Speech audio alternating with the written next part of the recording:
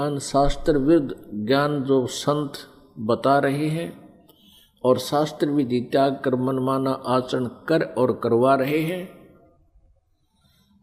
शास्त्र विधि त्याग कर मनमानी पूजाएं कर रहे हैं, वो न तो स्वयं कोई लाभ प्राप्त कर रहे हैं मनुष्य जीवन का और न ही उनके अनुयायी। इसके लिए श्रीमद् भगवत गीता अध्याय 16 श्लोक 23 में और 24 में कहा है। 23 में कहा कि शास्त्र विधि को त्याग कर जो मनमाना आचरण करते हैं उनको न तो कोई सुख होता है और न ही उनकी कोई गति होती है और न ही सिद्धि को प्राप्त होते हैं, अर्थात व्यर्थ। श्लोक 24 में कहा कि इससे तेरे लिए अर्जुन कर्तव्य और अकर्तव्य की व्यवस्था में शास्त्र ही प्रमाण है। कर्तव्य माने जो शास्त्र अनुकूल साधनाएं हैं, जो साधनाएं आपने करनी चाहिए, और अकर्तव्य जो ना करने योग्य हैं वो सदग्रंथों से ही जाना जाता है। कोई अपनी लोकवेद दंत कथा सुनाता है, उसको हमने स्वीकार नहीं करना चाहिए। तो अभी तक जो ब्रह्मा जी, विष्णु जी, शिव जी को ये कहते आए हैं, ये पवित्र हिंदू धर्म के ये शास्त्र विरुद्ध ज्ञान देने वाले आचार्य, गुरु, ऋषि, महर्षि ये कहते आए हैं कि ब्रह्मा जी, विष्णु जी, शिव जी ये अजर अमर हैं, इनके कोई माता पिता नहीं है और ये सभी ब्रह्मांडों के रचनहार यही है। तो वो टीचर ठीक नहीं, वो शास्त्र विधि त्याग के लोकवेद सुना रहे हैं। लोकवेद क्या होता है? सुना सुनाया ज्ञान जो कहीं प्रमाणित ना हो।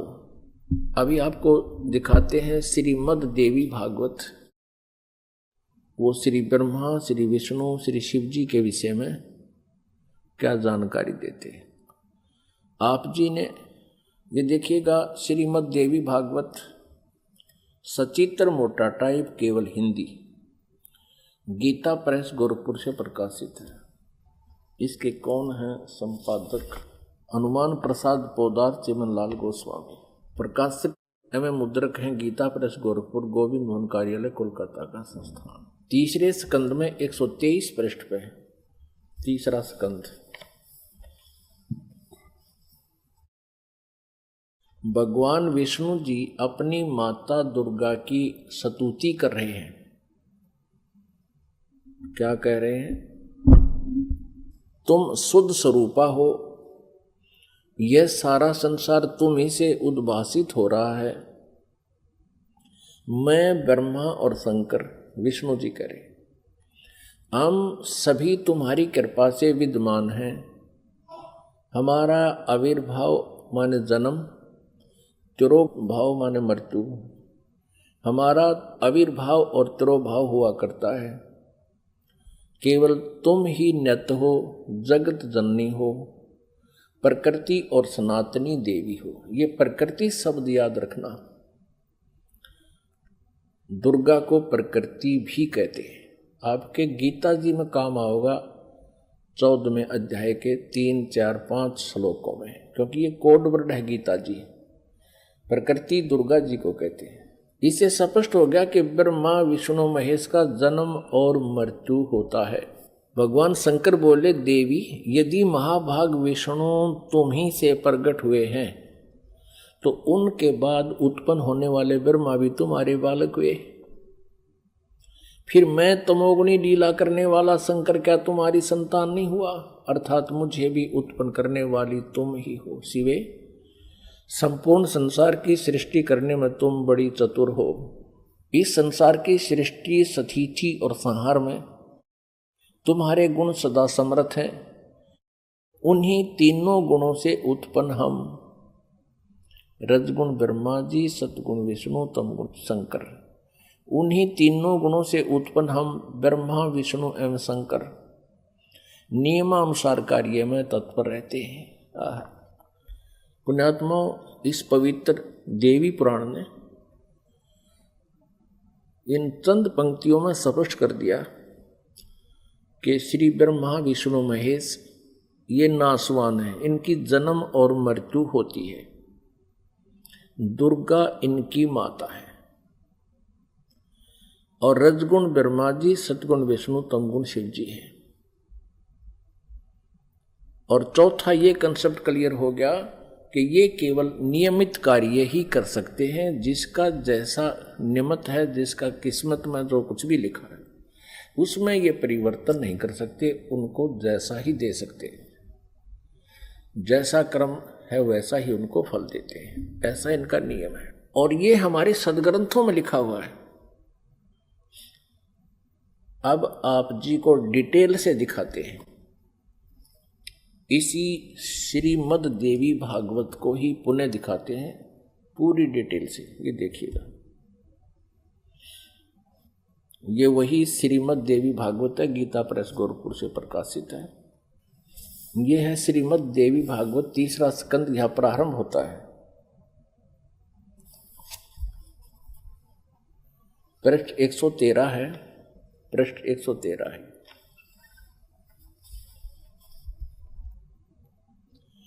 जन्मे जय ने पूछा, भगवान आपने अंबा यज्ञ अर्थात परम पवित्र नवरात्र व्रत के करके उसके द्वारा देवी के आराधन करने की आज्ञा दी है। अतः वे कौन देवी हैं, कैसे और कब प्रकट हुई, उनके पधारने का क्या उद्देश्य था है, तथा वे किन गुणों से विभूषित हैं। अंबा यज्ञ किस प्रकार होता है, आगे आगे ब्रह्मन साथ ही विस्तार पूर्वक ब्रह्मांड की उत्पत्ति भी कही है, क्योंकि भूदेव ब्रह्मांड के विषय में जो कुछ कहा गया है तथा वह जैसा जो है, ये सभी बातें आप जानते हैं। व्यास जी से पूछ रहे हैं, जन्मे जी मैंने सुना है कि ब्रह्मा विष्णु और रुद्र ये तीन सगुण देवता हैं। कर्मशः सृष्टि पालन और संहार के कार्य का उत्तरदायित्व इन पर रहता है। पाराशर नंदन व्यास जी, अब मैं इनके संबंध में विस्तार पूर्वक सुनना चाहता हूँ, आप बतलाने की कृपा करें। व्यास जी कहते हैं, राजन तुम्हारी बुद्धि बड़ी विशाल है।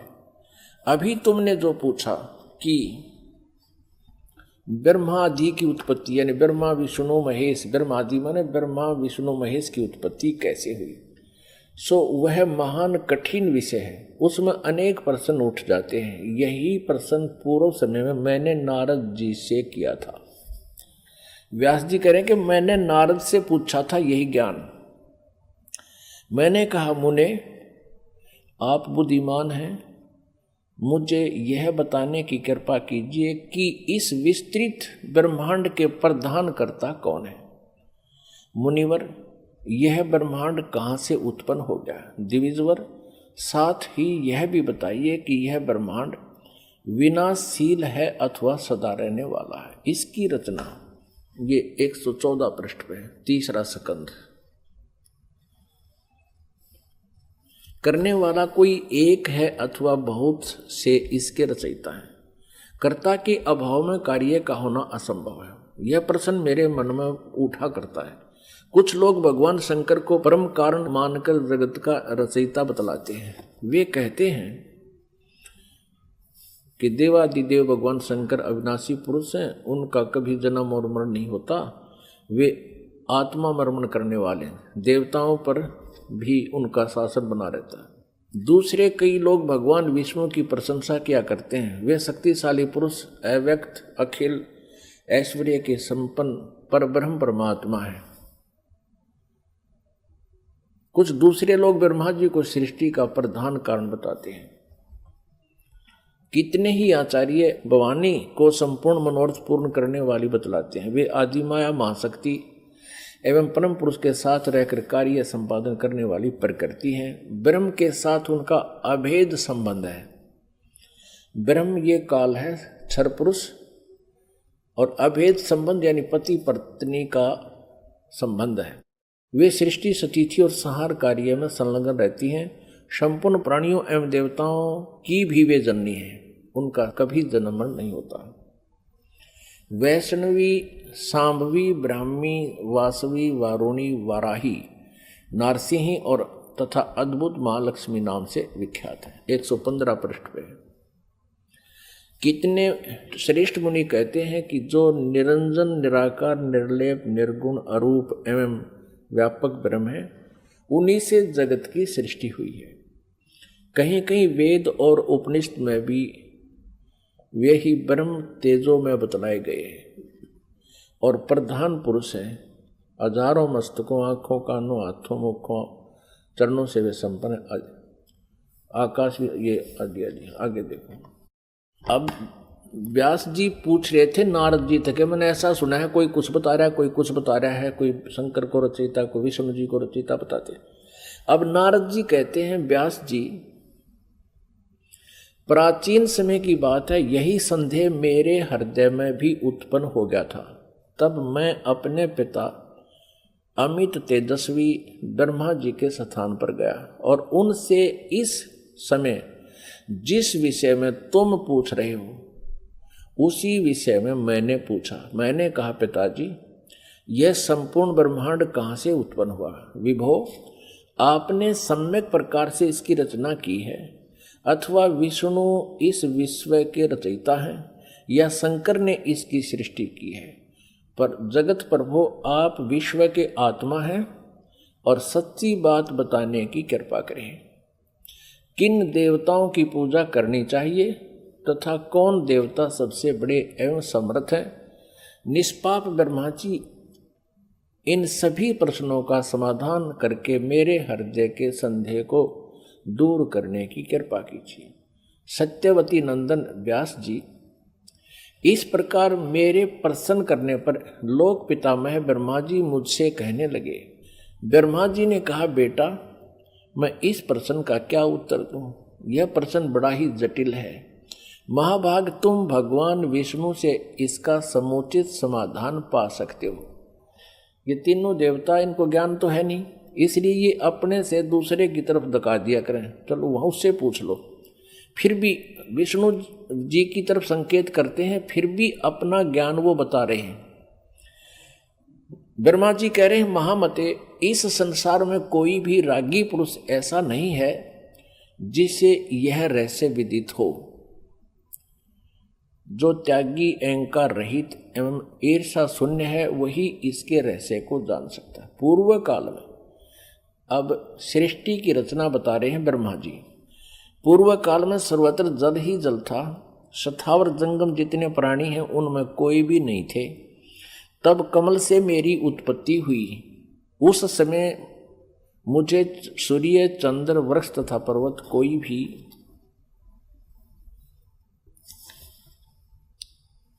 116 पृष्ठ पे 3रा स्कंध देवी भागवत का दिखाई नहीं पड़े। मैं कमल की कणिका पर बैठकर विचार करने लगा, इस अगाध जल में मैं कैसे उत्पन्न हो गया, कौन मेरा रक्षक है तथा इस प्रलय काल में सृष्टि एवं संहार करने वाले कौन विशिष्ट पुरुष हैं। कहीं भी स्पष्ट रूप से भूमि भी नहीं दिखती जिस पर यह जल टिका हुआ है। यह कमल कैसे उत्पन्न हुआ, यों विचार करके मैं जल में उतरा। ब्रह्मा जी कह रहे हैं, 1000 वर्ष तक पृथ्वी का अन्वेषण करता रहा, यानी खोज करता रहा। इस पर भी मुझे उस जल का कहीं और छोर नहीं मिला। इतने में आकाशवाणी हुई, तप करो तप करो। तब मैंने तपस्या आरंभ कर दी। कमल पर बैठे ही 1000 वर्ष तक मैं तप करता रहा। फिर उसी समय सृष्टि करो, ऐसी आकाशवाणी सुनाई पड़ी। उसे सुनकर मैं बड़े आश्चर्य में पड़ गया। सोचा कि किसकी सृष्टि करूं अथवा मेरा क्या कर्तव्य है। उसी समय मधु और कैटब नाम के 2 भयंकर दानव राक्षस सामने आ गए। वे उस महावर्ण में मुझसे युद्ध करने की इच्छा प्रकट करने लगे। मैं उनसे भयभीत हो उठा। तब कमल का डंठल पकड़कर जल में उतरा। वहां मुझे एक परम अद्भुत पुरुष के दर्शन मिले। उनका श्री विग्रह माने शरीर मेघ के समान श्याम था, बादलों की तरह, काले बादलों की तरह। वे पीतांबर पहने थे, 4 भुजाएं थी, शेष नाग की सैया पर सोए थे। उन जगत प्रभु के गले को वनमाला सुशोभित कर रही थी। शंख, चक्र, गदा और पद्म, इन 4 आयुधों से अनुपम शोभा पा रहे थे। ऐसे शेष शाही भगवान विष्णु का मुझे दर्शन हुआ। वे योग निंद्रा के वशीभूत होकर गाढ़ी नींद में सोए हुए थे। उनकी सारी चेष्टाएं शांत थी। नारद जी शेष नाग की सैया पर सोए हुए उन प्रभु को देखकर मेरा मन चिंतित हो उठा। इतने में भगवती योग निंद्रा याद आ गई। मैंने उनका सत्वन किया। तब वे कल्याणमयी भगवती श्री विष्णु जी के विग्रह से निकलकर, विग्रह माने शरीर से, श्री विष्णु जी के शरीर से निकलकर अत्यंत रूप धारण करके आकाश में विराजमान हो गई। दिव्य आभूषण उनकी छवि बढ़ा रहे थे। जब योग निंद्रा भगवान विष्णु के शरीर से अलग होकर आकाश में विराजने लगी, तब तुरंत ही श्री हरि उठ बैठे। अपने आत्माओं, जैसा आज आपको सृष्टि रचना में पहले बताया था, वर्बली दास ने बताया था, जो परमात्मा ने हमें बता रखा था, कबीर साहब ने ये कहा था कि दुर्गा ब्रह्मा जी, विष्णु जी और शिव जी की माता है, श्री देवी, और ये काल ज्योति निरंजन इनका पिता है। ये क्या करते हैं? इन तीनों बच्चों की उत्पत्ति करते हैं। ये काल यानी ब्रह्म, सर्वपुरुष भी कहते हैं इसको, सर्वब्रह्म भी कहते हैं। सर्वब्रह्म और ये दुर्गा जी, इन दोनों के पति पत्नी व्यवहार से श्री ब्रह्मा जी, श्री विष्णु जी, श्री शिव जी की उत्पत्ति होती है, जन्म होता है। और ये क्या करते हैं? इनको बाल्यावस्था से ही कोमा में कर देते हैं, अचेत कर देते हैं, और उनकी परवरिश जारी करते हैं। जब ये युवा होते हैं तो इनको सचेत कर देते हैं। अब ये दुर्गा अन्य रूप धारण करके प्रेतवत, प्रेतनी की तरह विष्णु जी के शरीर में प्रवेश करके इनको बेहोश किए हुए थी। ऐसे ही ब्रह्मा जी को ये कमल के फूल पर रख दिया, और तब तक ये अचेत था, कोमा में डाल रखा था। ये खुद कहता मुझे पता नहीं मैं कमल के फूल पर कहां से उत्पन्न हो गया, मेरा कौन जनक है। अब नीचे उतरा तो देखा विष्णु जी बेहोश पड़े थे वो, और उसमें से जब वो दुर्गा निकल गई, बाहर आई, तो वो सचेत हो गए। अब इस प्रकार इन सभी को इस काल भगवान ने अपने सुनियोजित षड्यंत्र के तहत भ्रमित कर रखा, किसी को यथार्थ ज्ञान नहीं बता रखा। अब यहां आप आगे देखिएगा, अब क्या होता है कि तीसरे स्थान पर भगवान शंकर को भी बेहोश कर रखा था, फिर उसको सचेत कर दिया, फिर तीनों को इकट्ठा कर दिया प्रेरणा करके, तीनों इकट्ठे हो गए। अब देखना श्रीमद् संक्षिप्त देवी भागवत और 3रा स्कंध, और हम यहां पढ़ रहे थे। तब वे कल्याणमयी भगवती श्री विष्णु के विग्रह से निकलकर अत्यंत रूप धारण करके आकाश में विराजमान हो गई। दिव्य आभूषण उनकी छवि बढ़ा रहे थे। जब योग निंद्रा भगवान विष्णु के शरीर से अलग होकर आकाश में विराजने लगी, तब तुरंत ही श्री हरि उठ बैठे। उन्होंने मधु और कैटब के साथ 5000 वर्ष तक बड़ी घमासान लड़ाई की। तब वे दैत्य मरे। पहले देवी के कटाक्ष से मधुर और कैटब मोहित हो गए थे। उसके बाद भगवान विष्णु ने गोद में लिटाकर उन्हें वहीं प्राणों से रहित कर दिया। अब वहां मैं और भगवान विष्णु 2 थे, वहीं रुद्र भी प्रकट हो गए। हम तीनों को भगवती आद्या शक्ति के दर्शन हुए, दुर्गा के। उन्हें देखकर मनमुग्ध हो गया। हमने उनकी उत्तम स्तुति की तब वे आदि शक्ति हम लोगों से कहने लगी, देवी ने कहा, ब्रह्मा विष्णु और महेश्वर, तुम भली भांति सावधान होकर अपने अपने कार्य में संलग्न हो जाओ। सृष्टि, स्थिति और संहार ये तुम्हारे कार्य हैं। ब्रह्मा जी कहते हैं, भगवती आध्या शक्ति की, हम 117 पृष्ठ पर पढ़ रहे हैं, तीसरा स्कंद। वह वाणी बड़ी मधुर थी, सुंदर एवं सुखप्रद थी। हमने वह स्पष्ट सुनी। हम लोगों ने उनसे कहा, माता, हम किस प्रकार इन प्रजाओं के सर्जन आदि कार्य करने में सफल हो? विस्तृत भूमि का अभाव है, सभी स्थान जलमग्न है।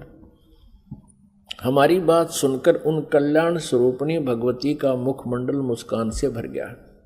इतने में एक सुंदर विमान आकाश से उतरा। तब उन देवी ने हमें आज्ञा दी, देवताओं, निर्भीक होकर इच्छा पूर्वक इस विमान में प्रवेश कर जाओ।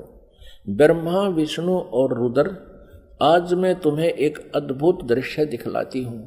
हमने भगवती की बात सुनकर उसे शिरोधार्य कर लिया। उस रत्न जटित विमान पर चढ़कर हम लोग आराम से बैठ गए। हम तीनों देवताओं को उस पर बैठे देखकर देवी ने अपने सामर्थ्य से विमान को आकाश में उड़ा दिया। ब्रह्मा जी कहते हैं, मन के समान तीव्र गति से चलने वाला वह विमान जिस अपरिचित स्थान पर गया, वहां संपूर्ण फलों से लदे हुए अनेक सुंदर वृक्ष थे। आगे एक अत्यंत सुंदर नगर दिखाई पड़ा। अद्भुत चार दीवारी उस नगर की छवि बढ़ा रही थी। उसमें बहुत से ऊंचे ऊंचे महल थे। उचित स्थान पर यज्ञशालाएं बनी थी। क्षण भर के बाद वह एक दूसरे सुंदर प्रदेश में जा पहुंचा। वहां हमने देखा अनुपम नंदन वन था। पारिजात की संगन छाया के नीचे सुरभि गौ बैठी थी। आप पास में ही ऐरावत हाथी विराजमान था। सैकड़ों अप्सराएं, यक्ष, गंधर्व और विद्याधर उस पराजित के उपवन में गाते एवं विहार करते थे। देखा तो वही महाभाग इंद्र भी थे। उनके समीप उनकी प्राण प्रिया सची विद्यमान थी। उस स्वर्ग के दृश्य को देखकर हम 118 पृष्ठ पे आश्चर्यचकित हो गए। आगे देखना। इतने में हमारा विमान तेजी से चल पड़ा और वह दिव्य धाम ब्रह्मलोक में जा पहुंचा। संपूर्ण देवता उस नगर के सामने मस्तक झुकाया करते थे। वहां एक दूसरे ब्रह्मा विराजमान थे। उन्हें देखकर भगवान शंकर और विष्णु को बड़ा आश्चर्य हुआ। सभा लगी थी। भगवान शंकर और विष्णु ने मुझसे पूछा, चतुरानन, ये अविनाशी ब्रह्मा कौन है? मैंने उत्तर दिया, मुझे कुछ पता नहीं। सृष्टि के अधिष्ठाता ये कौन है? भगवान, मैं कौन हूं, ये कौन है, और हमारा उद्देश्य क्या है? इस उलझन में मेरा मन चक्कर काट रहा है। इतने में मन के समान तीव्रगामी वह विमान तुरंत वहां से चल पड़ा और कैलाश के सुर में शिखर पर जा पहुंचा। आगे देखा। वहां विमान के पहुंचते ही एक भव्य भवन से त्रिनेत्रधारी भगवान शंकर निकले। वे नंदी वृषभ पर बैठे थे। उनके 5 मुख थे, 10 भुजाएं थी। मस्तक पर चंद्रमा सुशोभित हो रहा था। क्षण भर के बाद वह विमान उस शिखर से भी पवन के समान तेज चाल से उड़ा और बैकुंठ लोक में पहुंच गया। वह भगवती लक्ष्मी का विलास भवन था। बेटा नारद, वहां मैंने जो संपत्ति देखी उसका वर्णन करना मेरे लिए असंभव है। उस उत्तमपुरी को देखकर विष्णु का मन आश्चर्य के समुद्र में गोता खाने लगा। एक विष्णु तो विमान में बैठा है, एक ब्रह्मा बैठा है, एक शंकर बैठा है, और एक एक ओर देखे तो वहां कमल लोचन श्री हरि विराजमान थे। अलसी के फूल के समान उनके श्री विग्रह की कांति थी। पीतांबर पहने थे, 4 भुजाएं थी। वे पक्षी राज गरुड़ पर विराजमान थे। दिव्य आभूषणों से उनकी अनुपम शोभा हो रही थी। प्राण प्रिया लक्ष्मी जी चंवर डुला रही थी। उन सनातन श्री हरि की झांकी पाकर हम सभी भौचक्के से रह गए। एक दूसरे को देखते हुए हम विमान में एक उत्तम आसन पर बैठे रहे। इतने में ही पवन से बातें करता हुआ वह विमान तुरंत उड़ गया। आगे अमृत के समान मीठे जल वाला समुद्र था। उसका जल बड़ा ही मधुर था। पुण्यात्माओं, परमेश्वर कबीर देव जी ने अपने द्वारा रची हुई सृष्टि की रचना का जो ज्ञान दिया है उसमें बहुत ही विस्तार से बताया है। अब ये श्री ब्रह्मा जी, विष्णु जी, शिव जी विमान में बैठे हैं। दुर्गा ने इनको आकाश में उड़ा दिया विमान को। ये जहां पहुंचे वहां ब्रह्मा जी विराजमान थे और एक ब्रह्मा जी बैठा विमान में और एक सामने बैठा वहां उस ब्रह्मा के लोक में। और फिर वहां देखा तो ब्रह्मा जी के विष्णु और शिव जी पूछते हैं कि ये दूसरा ब्रह्मा कौन है। ब्रह्मा जी, विमान वाले ब्रह्मा जी कहते मुझे नहीं मालूम ये कौन है, हम कौन है, कहां से उत्पन्न हो गए, हमारा क्या उद्देश्य है। तो ये कौन था? इस काल ने, जैसे आपको सृष्टि रचना के प्रारंभ में बताया था, इसने एक ब्रह्मांड के टॉप मोस्ट प्लेस पे, शिखर सुन में यानी चोटी पे 3 स्थान बना रखे हैं। आपको एक चित्र दिखाते हैं ब्रह्मांड का, इससे आसानी से समझ में आओगी। देखिएगा, एक ब्रह्मांड का लघु चित्र, ये देखिएगा, ये एक अंडे जैसी शेप है, इसकी अंडे जैसा आकार है। इसको एलिपिकल इसका जो है ना शेप है, आकार है। अब ये देखिएगा, नीचे से शुरू करते हैं। सबसे नीचे ये पाताल लोक, तलातल, रसातल, सूतल, अतल, महातल, तलातल और वितल। तो ये है पृथ्वी लोक। ये शिव का लोक, शिवपुरी जिसे कहते हैं। ब्रह्मा जी का लोक ब्रह्मापुरी, विष्णु जी का लोक विष्णुपुरी। अब ये जो क्षेत्र है, और ये है कॉमन स्वर्ग और नरक, और ये है धर्मराय का लोक, यानी यहाँ का न्यायाधीश बना रखा है इस काल ने, ये जहाँ सबका अकाउंट होता है। और ये जो स्थान है ये ब्रह्मलोक है सारा। ये स्थान जो है इसको ब्रह्मलोक कहते हैं। एक ये स्वर्ग है, इसमें भी एक इंद्र हो रहता है। ये इंद्र अलग है और इसलिए इसको महा इंद्र कहा है। ये इसमें क्या कर रखा है, ये एक महास्वर्ग है। इसी में इसने एक अलग से और एक डुप्लीकेट काम कर रखा है, नकली सतलोक, नकली अलखलोक, नकली अगमलोक और नकली अनामी लोक की रचना कर रखी है। इधर ये 88,000 खेड़े हैं, इधर ये सप्तपुरी है। और इस सारे इस ब्रह्मलोक के ऊपर, ये ब्रह्मलोक है, इस ब्रह्मलोक के ऊपर इसने यहां 3 गुप्त स्थान बना रखे हैं। आपको बताया था कि एक ये रजोगुण प्रधान क्षेत्र है, इसमें ये काल सरपुरुष स्वयं ब्रह्मा रूप धारण करके रहता है और साथ में अपनी पत्नी दुर्गा को सावित्री रूप में रखता है। ये वहां यहां से अंतर्ध्यान हुआ, इनके विमान से पहले ये यहां पहुंच गया। एक ये तमोगुण प्रधान क्षेत्र है, इसमें ये स्वयं महाविष्णु महाशिव रूप में रहता है और दुर्गा को अपने यानी उमा रूप में रखता है। और फिर ये एक सतोगुण प्रधान क्षेत्र है। आगे फिर ये स्वयं ही विष्णु रूप धारण करके वहां विराजमान हो जाता है और दुर्गा को महालक्ष्मी रूप में रखता है। अब जब इनका विमान वहां पहुंचा इस रास्ते से, पहले इन्होंने देखा यहां इंद्र का लोक देखा, ये पहले बड़े बड़े वृक्ष और अन्य लोक देखे, फिर यहां से यहां प्रवेश हुआ। इससे आगे नहीं जा सकते ये। इनका विमान महा इंद्र को देखकर वापस यहां से आया, फिर इस रास्ते से ऊपर गया। आगे जाके इन्होंने क्या देखा, सबसे पहले ब्रह्मा का ये काल बैठा था, सरपुरुष ब्रह्मा रूप में, और फिर वहां से ये इनका विमान यहां आ गया। इस वहां इन्होंने एक शंकर जी और देखा, ये काल था। स्वयं सरपुरुष ने अपना अलग से वहां 3 रूप धारण किए, और फिर ये विष्णु लोक में आ गए। वहां एक विष्णु और था और लक्ष्मी जी बैठी थी। यह दुर्गा इस विष्णु रूपी काल के ऊपर, सरपुरुष के ऊपर चमर करी थी। यहां से फिर इनका विमान यहां आया, इस मीठे जल के समुद्र में। यहां दुर्गा का एक लोक अलग से है।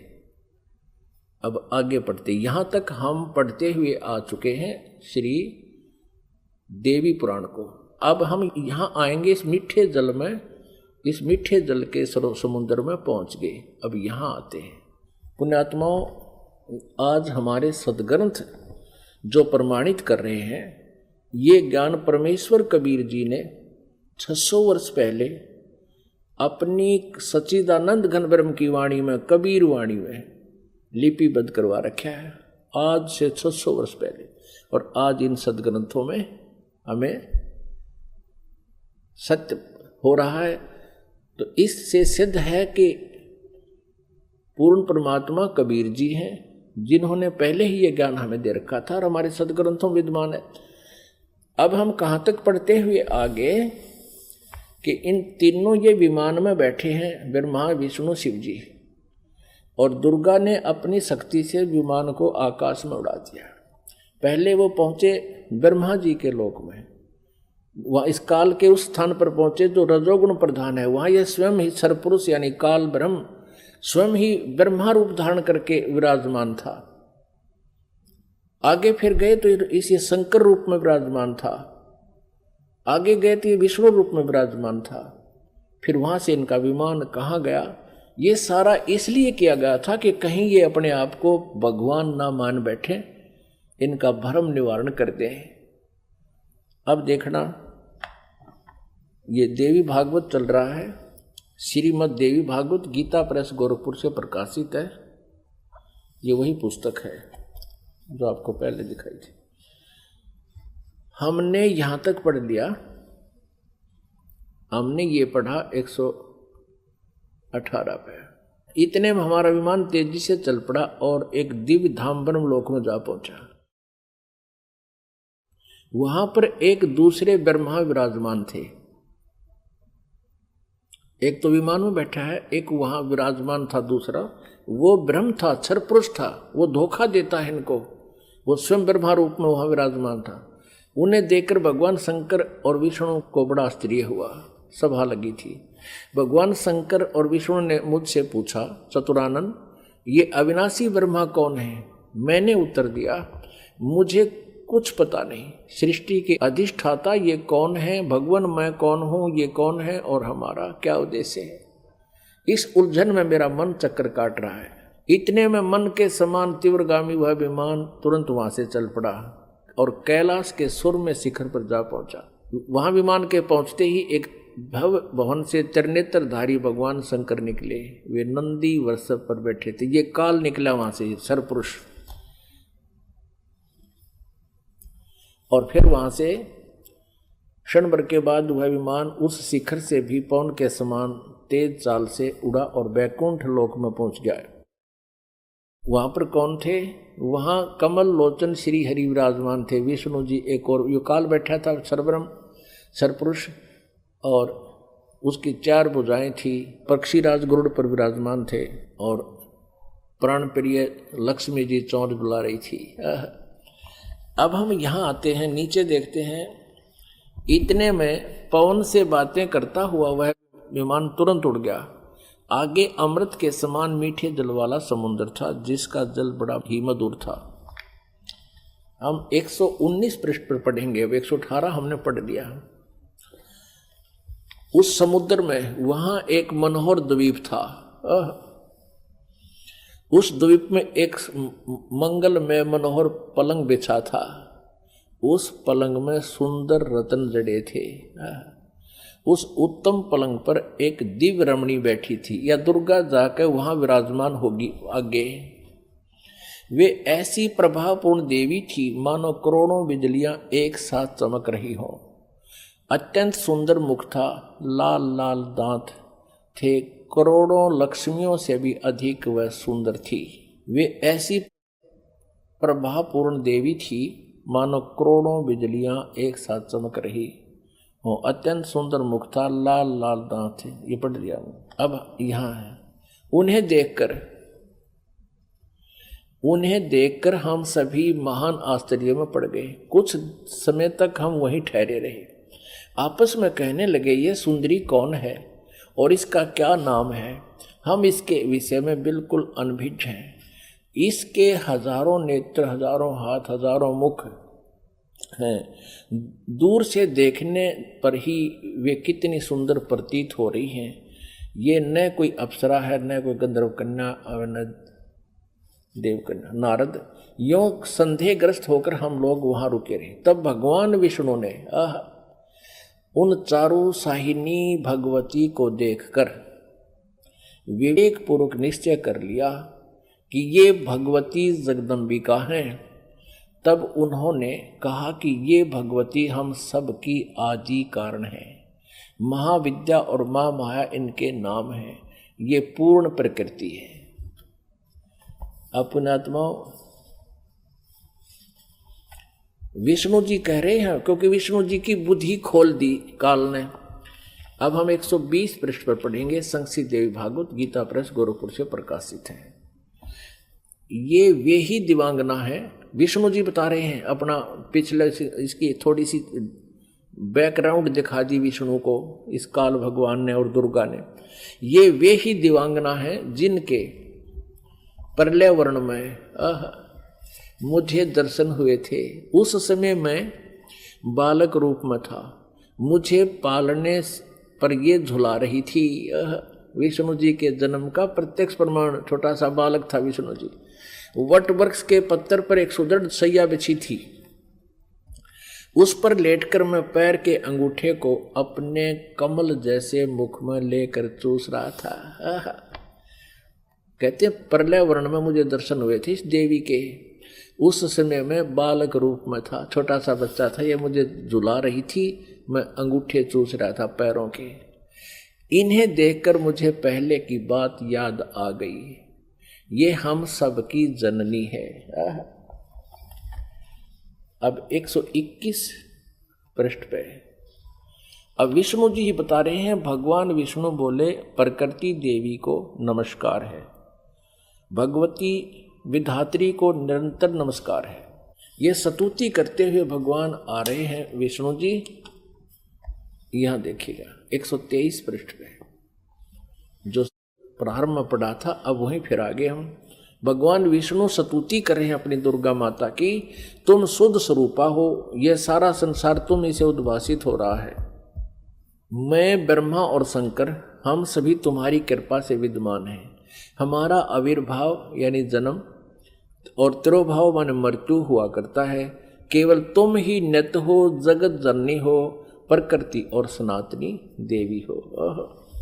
भगवान शंकर बोले, देवी यदि महाभाग विष्णु तुम्ही से प्रकट हुए हैं तो उनके बाद उत्पन्न होने वाले ब्रह्मा भी तुम्हारे बालक हुए हैं। फिर मैं तमोगुणी लीला करने वाला शंकर क्या तुम्हारी संतान नहीं हुआ? अर्थात मुझे भी उत्पन्न करने वाली तुम ही हो। शिवे, संपूर्ण संसार की सृष्टि करने में तुम बड़ी चतुर हो। इस संसार की सृष्टि, स्थिति और संहार में तुम्हारे गुण सदा समर्थ हैं। उन्हीं तीनों गुणों से उत्पन्न हम ब्रह्मा, विष्णु एवं शंकर नियमानुसार कार्य में तत्पर रहते हैं। अब पुण्यात्माओं, आप जी ने अपने सदग्रंथों को स्वयं पढ़ लिया।